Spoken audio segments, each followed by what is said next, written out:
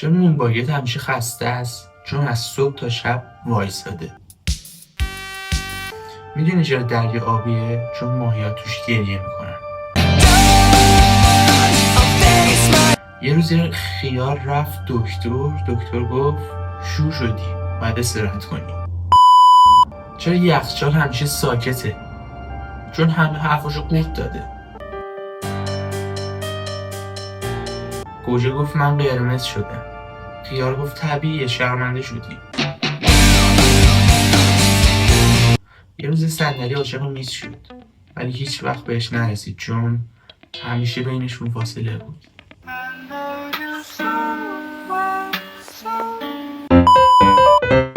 میدونی چرا مداد ناراحته؟ چون زندگیش همیشه پاک میشه.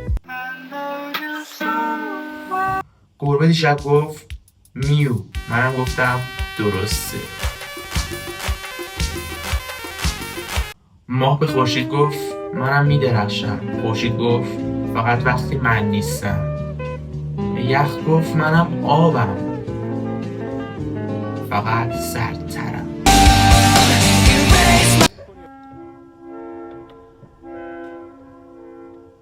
چای به قند گفت تو شیرینی ولی من تو رو حل میکنم. یه روز چراغ خواب گفت من روشنم ولی فقط وقتی بقیه خاموشن. چرا ساعت زنگدار افسرده است؟ چون هیچ کس از صدای اون خوشش نمیاد.